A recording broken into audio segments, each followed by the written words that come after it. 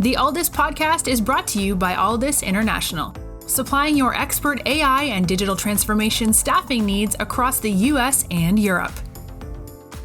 Today, you are listening to our ServiceNow series, where we interview the best and brightest of the industry to share their story, advice, and views on the exciting world of ServiceNow and digital transformation.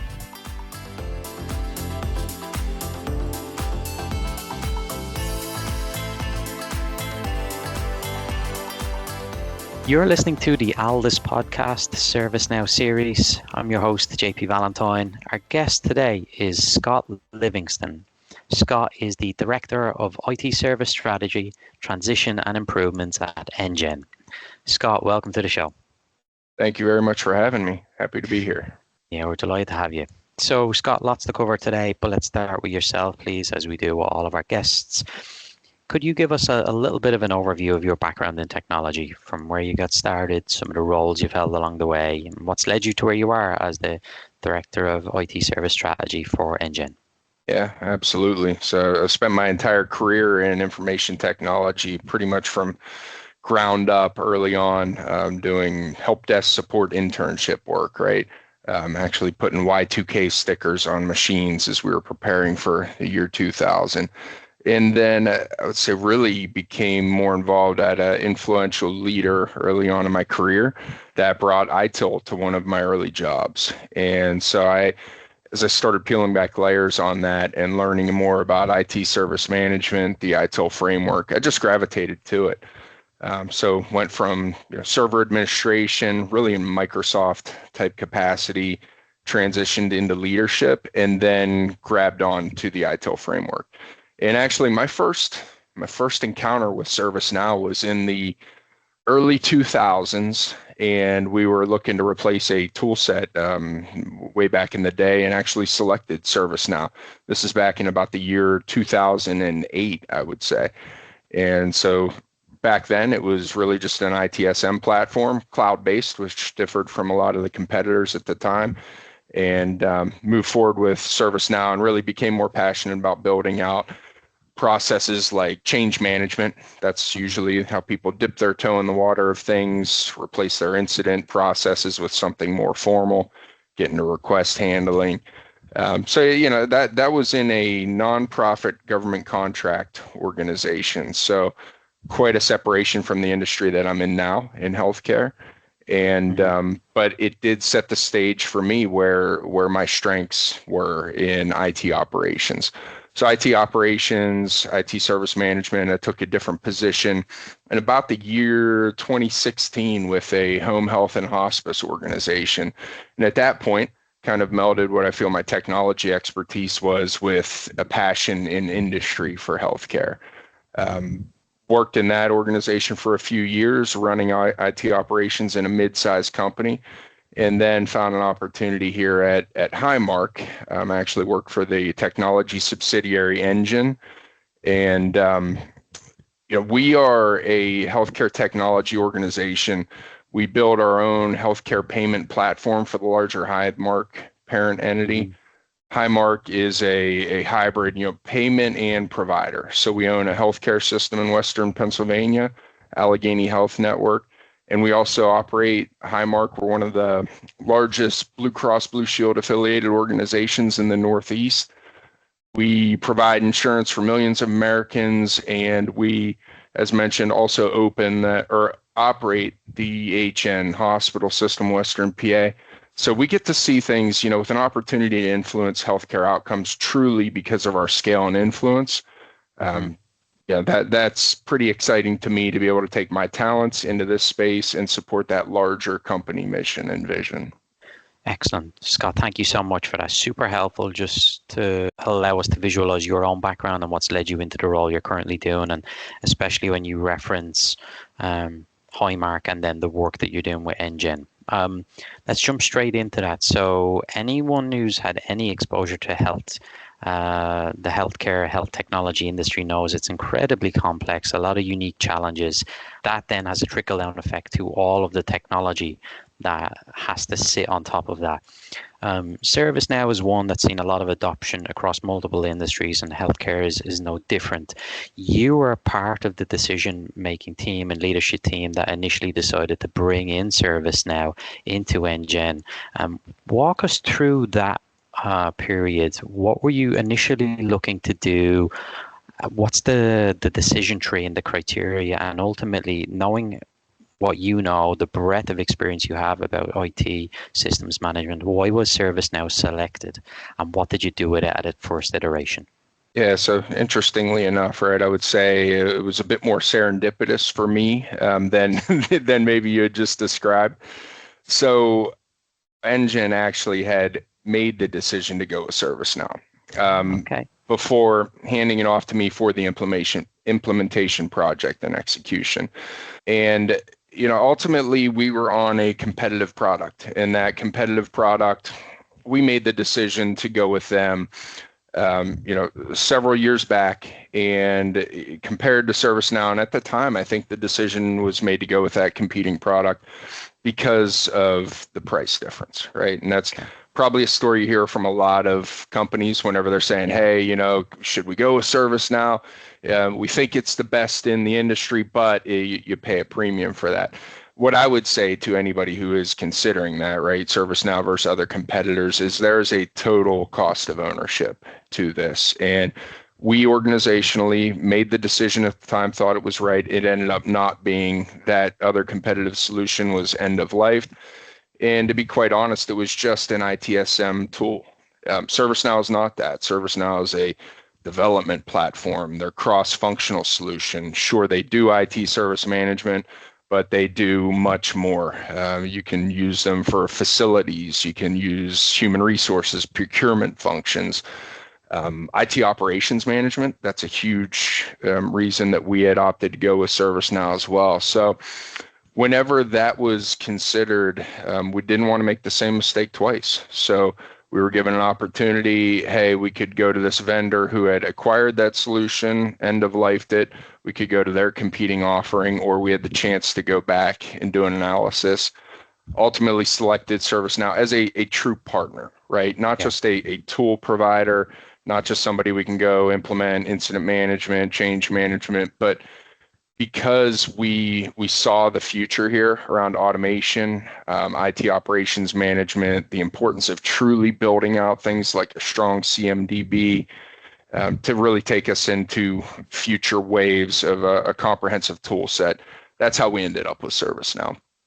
So again, you pay a bit of a price premium, but you're not getting the same tool, right? It's not comparing apples to apples, quite honestly. So, that's part of our motivation to go with ServiceNow, and also just the future direction. They are leading in areas like artificial intelligence, right? They've made some recent acquisitions to really emphasize that point. We as customers being on the platform can benefit from those moves. So we are ahead of the curve. Everybody's investing heavily in the space, but I think that we're betting on a very strong horse with ServiceNow. Absolutely. And we're hearing it more and more with the recent prominence of agentic AI, and organizations from large scale enterprise right the way down to small to medium businesses understand the need to have an AI and automation strategy in order to adapt with the times. So companies who've invested in ServiceNow are getting that added benefit that ServiceNow is a market leader in this space and are going to make these AI functionalities available to their customers. You talked about future use cases for enGen and Highmark. When you look at the near-term roadmap for the business, a lot of it flows through your team. So what are you working on in the here and now, and where do you see the upcoming projects over the next few years? It's hard to predict too much out down the road, but even if you look at the next 12 to 18 months, what are you excited about? Yeah, I mean, it's a great question. And part of the challenge here, right, is a lot of these scenarios that we go to conferences and we talk about in industry discussions, they aren't necessarily fully fleshed out. When we were at the ServiceNow Knowledge Conference, we're seeing that ServiceNow has done some great things with their capability set. What we are challenged as a customer base is to try to duplicate some of these scenarios, but it's important, it's critical that you have a vision in order to set your goals and strategy around. For us, what was really compelling for me when I was at the conference sitting in sessions is this concept of a zero service desk. And it's very ambitious, right? It's the concept is that systems are self-healing, that requests are fulfilled and incidents are solved entirely by agents and by automation. So it's a very ambitious strategy, but that is the vision. And even if you don't get there, right? It's shoot for the stars, land on the moon. That's pretty good way to put it. Very similarly, so zero service desk is kind of the holy grail, but can you make it so that you eliminate 85% of your manual service desk handling? That's pretty good opportunity there for most businesses. So that's one vision and a primary goal for us. And another is around zero incident. So, making sure that your infrastructure is self-healing, that you have strong alerting, event management, and automated response to these activities. And technologies prior to AI, machine learning, scripting, things like that had definite limitations in how far you could take it. We are on the cusp, I think, of actually being able to achieve more of these scenarios where you can eliminate a significant amount of incidents reliably, timely, through these scenarios where you have agent teams that are able to reason through certain scenarios. You have guardrails where appropriate, where they're sensitive to certain actions. And, again, this is a vision that we have that we're going to be working towards, but this is where we're at right now, starting to define our specific opportunities. So that's the end game. That's where you want to be someday. Our challenge is right now, how do we get there? You have to take your first step. You have to put one foot in front of the other, and it's exciting to be where we're at right now, but that is, that's the daunting challenge ahead. We were talking about this very thing a couple of weeks ago when the crawl, walk, run approach, and you were talking about like getting early success and getting early wins.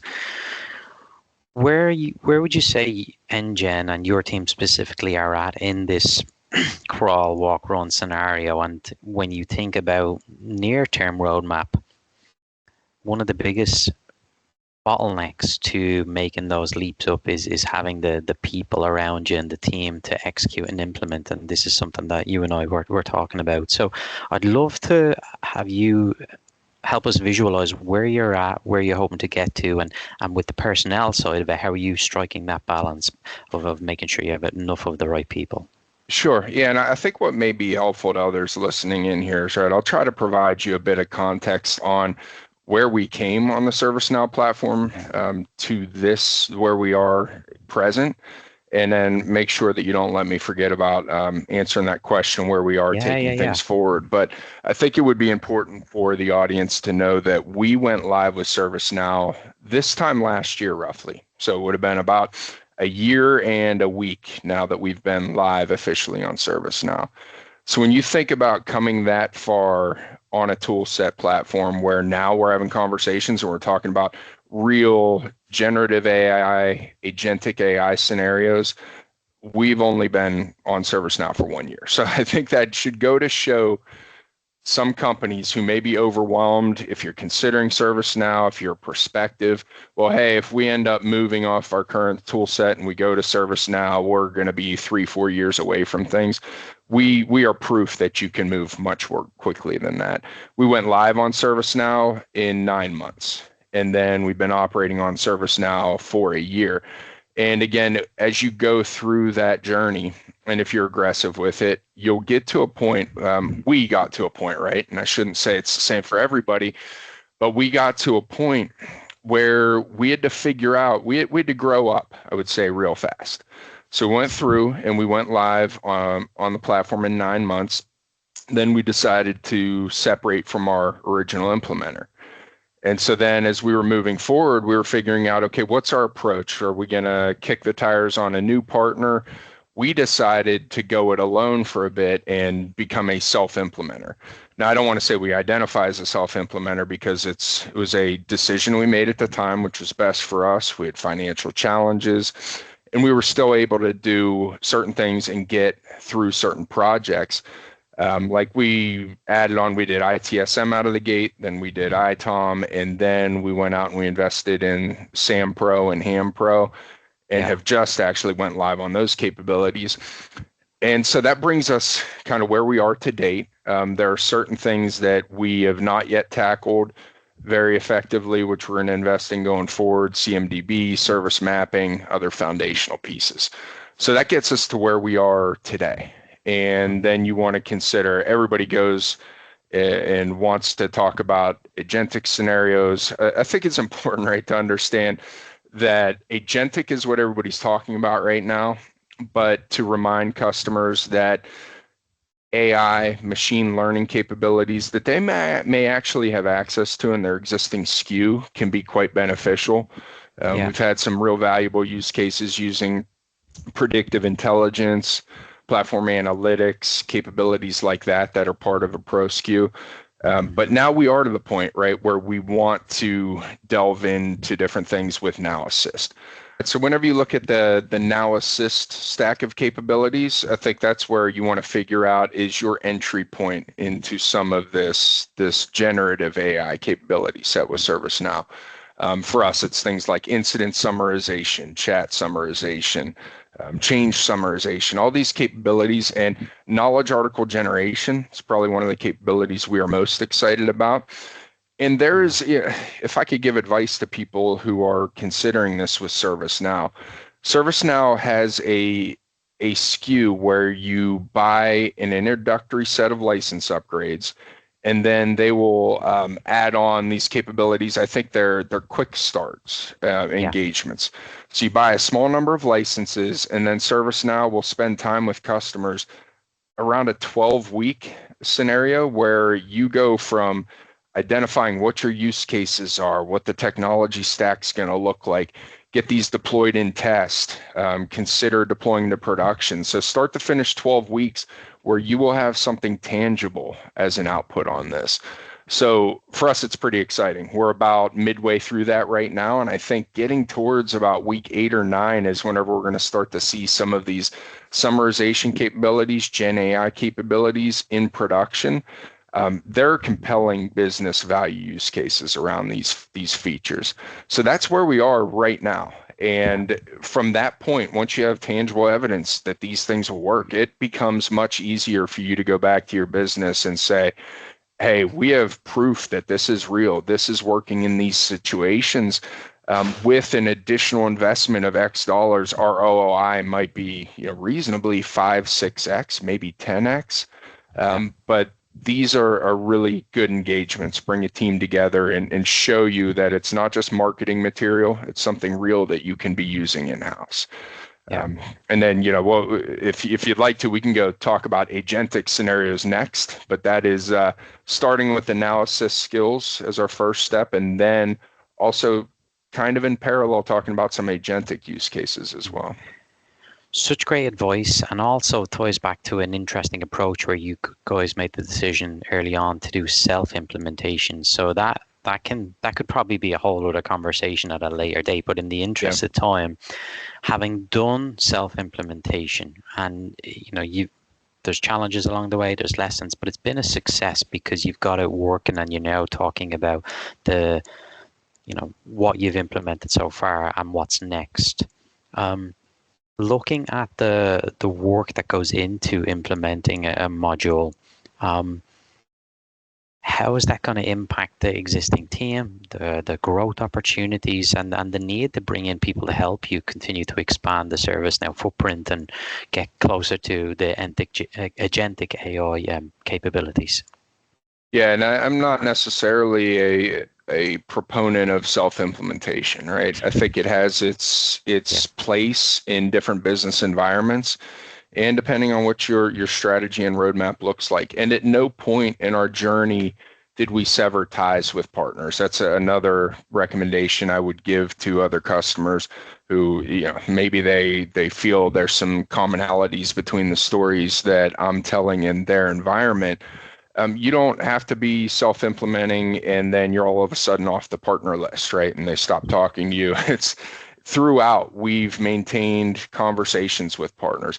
One of the best things that we ever did was bring in a partner for a greenhouse session where that partner was able to spend time on site with us. We dedicated focus for several days, talked about our roadmap, and this is right after implementation. So it's like, okay, we implemented, where do we go from here? Brought in that partner, projected out what our timeline could look like based off demand for the next 12, 18 months. Really was an exercise in bringing our business together, lots of stakeholders, having partner expertise there. And through that, we've sustained those conversations and the relationship with that partner to the point where we still do talk about pod-based approaches where we could. If your demand, and this is one of our challenges still, is demand is always greater than our capacity to fulfill. Yeah. So what we tell business leadership is we can go as far and as fast as really the amount of fuel that we can put into the vehicle that we're driving. So that's the model here, right? How fast will your vehicle go? If we're self-implementing, it's, we do our best to keep and upskill our resources, and we do okay. But this is a massive platform and technology stack. So one has to be realistic with how much we can actually train and keep on staff in-house. And again, our organization is 15 people. It's not huge. So if we need to bring in new project analysis, right? We have a need for expertise that are external. We're supplementing with ServiceNow right now. We are impact customers, so that's another thing that I would highlight. We reach into our bag and our capability set, but we very likely will get to a point where we want to advance our timeline more rapidly and say business climate is a bit different. And then it's important to have those partner relationships for us to be able to supplement and to move more quickly. Yeah, it's proper use of the full community. You're leaning on ServiceNow and its internal experts to help you with the roadmap and strategy and making sure that your approach is fit for purpose, leveraging the partner community, many of whom have tried and tested experts who will come with the track record of knowing what pitfalls and potholes to watch out for, and then investing in your own internal talent and network so they understand the platform, its maximum capabilities. And that's, from all of the conversations we have, it's that hybrid blended approach which seems to be most successful. Final question for me then, Scott. Look, you're a seasoned veteran of the IT infrastructure space, and anytime there's a new shift in possibilities, it creates a lot of potential. And with the introduction of agentic AI and technology and companies like ServiceNow, it really allows for scalable thought of what's next and what's possible. Looking at it through the lens of what you do for your customers, what's the biggest opportunity to improve enGen's services for its customers, and how would that then impact us, the consumer of these healthcare systems and payers? Boy, I mean, there's not a single simple answer to that, but I would say it's for different business units, right? We have a large healthcare system provider network that we support. So they have their unique technology use cases and capability sets, and we have this large enGen delivers this payer management platform, and we're creating new solutions and we're taking those to market. If we can support our solutions more effectively with less human touch, we can be more cost competitive with our market pricing. So that's a great opportunity there. We have several external partners and clients on our systems today. So the goal is to make sure that whenever they put in technology requests, and this could be the processing of member effectuation, claim processing, billing accuracy, where there are manual interventions today which take time and human eyes on these to review the accuracy of certain events, claim effectuation approvals. To be able to take artificial intelligence and wrap it around the reasoning of resolutions related to these things. I mean, again, we aren't talking incremental improvements. We're talking transformational outcome benefits here. Happier customers, meaning our customers of the software solutions, but happier members. If you are not, as a human being who is in a precarious health situation, you're pursuing treatment, the last thing on your mind, right? And we talk about this as an organization all the time. Last thing on your mind, you don't want to be thinking about billing, or if your insurance effectuation is active. You want to worry about your treatment and getting better, making sure you have timely access to testing, diagnostics, treatments, medicine. Whenever you go to the pharmacy, that those things are in place for you so that you can focus on the healing process. And that's a really a goal of Highmark as a whole, is health, not just when you're sick, but also making sure that we have proactive measures so that people can stay healthy, and you can rely on technology to support that. And then also, like I said, once you enter the provider system or you become a member on our insurance platform, as efficiently as these outcomes can be handled, we're talking about great speed, right? Nobody's ever complained that, hey, my claim was processed too fast for me, right? So any opportunity to improve there is great. And I didn't mention yet, but we are an HCLS customer on the ServiceNow platform. Mm-hmm. And I view that as one of our potential longer term biggest opportunities. We use it a sliver of the functionality today, and we use it to integrate with some of our external customers to pass ServiceNow tickets as cases.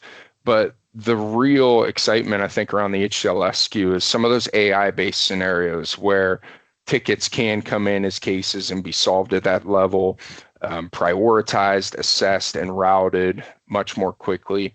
I really would love to get into those type of scenarios as well going forward. And I think Now Assist is the right stack to be looking at it through, as opposed to some of the more manual cases before. So, I think huge opportunities on the horizon. Scott, thank you so much for coming on today and chatting to us. We really appreciate you sharing some of your time and the journey, not just for your own career, but the journey of ServiceNow at enGen. I know that's something you spoke about at Knowledge, which is how we've landed here talking to you. And based on what's ahead and what's possible, I'm sure you're going to have a lot more to share with us the next time we get you on the show. So thanks again for your time. We wish you, everyone at enGen, the best of luck in what you're working on, and look forward to having you back on the show again in the near future. Yeah, I'd be happy to. I appreciate your platform and what you do for the industry. This is valuable stuff. It's very important work. And thanks for allowing me to come on and provide a little bit of the story around enGen and Highmark and the work that we're doing. So thank you very much. Thank you, Scott. Our pleasure.